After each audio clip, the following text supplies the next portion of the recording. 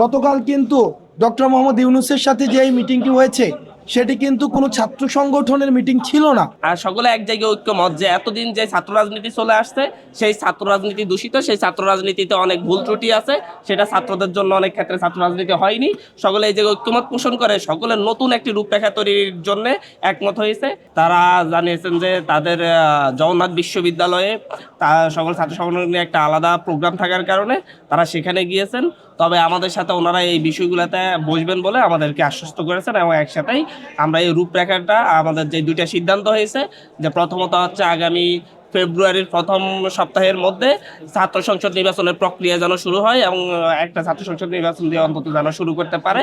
আর দ্বিতীয় যে সিদ্ধান্তটা হয়েছে সকল ছাত্র সংগঠন মিলে আমরা ছাত্র সংসদ নির্বাচনের ক্ষেত্রে সকলে কাজ শুরু করব, প্রশাসনেরকে জানাবো যে আমরা সকলে চাই আগামী ফেব্রুয়ারির প্রথম সপ্তাহের মধ্যে ছাত্র সংগঠন নির্বাচন শুরু করার জন্য।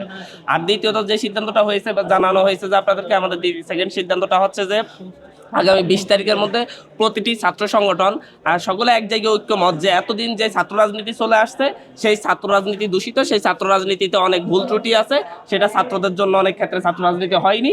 সকলে এই জায়গায় ঐক্যমত পোষণ করে সকলের নতুন একটি রূপরেখা তৈরির জন্য একমত হয়েছে। সকলে জানিয়েছে যে সকলে মিলে আগামী 20 তারিখের মধ্যে প্রত্যেকটা ছাত্র সংগঠন নিজস্ব প্রস্তাবনা তৈরি করবে, যেটা নিয়ে ওপেন ডিসকাশন হবে। প্রত্যেকটা ছাত্র সংগঠনের সাথে আলাদা আলাদা সবাই মিলে ওপেন ডিসকাশন করবে এবং সবাই এই ওপেন ডিসকাশন শেষে একটা সম্মিলিত একটা রূপরেখা তৈরি করবে, যেটার উপর ভিত্তি করে বাংলাদেশের আগামী ছাত্র রাজনীতি নির্ধারিত হবে। আমরা আন্তরিকভাবে দুঃখিত, আসলে আপনারা গণমাধ্যমের কর্মী যারা রয়েছেন নিরলসভাবে পরিশ্রম করে যাচ্ছেন এবং আমাদের বার্তাটি আপনাদের কাছে যে আপনারা জনগণের কাছে পৌঁছে দিচ্ছেন সেটির জন্য আমরা কৃতজ্ঞ। তো আরেকটা বিষয় আমি আপনাদেরকে অনুরোধ করব বস্তুনিষ্ঠ সংবাদ প্রচারের জন্য।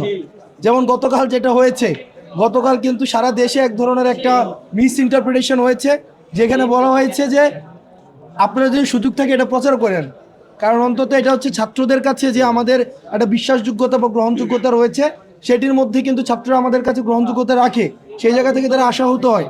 গতকাল কিন্তু ডক্টর মোহাম্মদ ইউনূসের সাথে যে এই মিটিংটি হয়েছে সেটি কিন্তু কোনো ছাত্র সংগঠনের মিটিং ছিল না, কিন্তু অনেক গণমাধ্যম সেটিকে প্রচার করেছে যে ছাত্র সংগঠনগুলোর সাথে ডক্টর মোহাম্মদ ইউনূসের মিটিং, যাতে করে যে সমস্যাটি হয়েছে বাংলাদেশে ক্রিয়াশীল ফ্যাসিবাদ বিরোধী অনেকগুলো ছাত্র সংগঠন রয়েছে যাদের এই আন্দোলনে তাদের অবদান অনস্বীকার্য।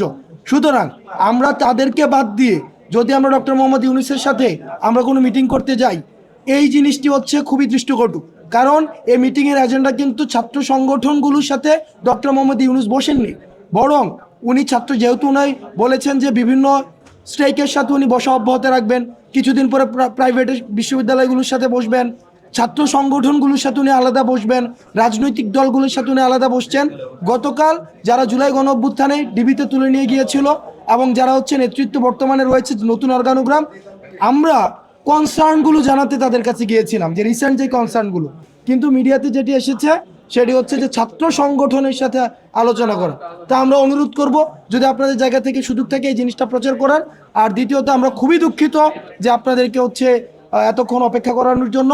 ভবিষ্যতের যে মিটিংগুলো হবে সেগুলো যতটা সম্ভব প্রিসাইজ করে আপনাদেরকে আপডেট রাখার আমাদের সর্বোচ্চ প্রচেষ্টা থাকবে।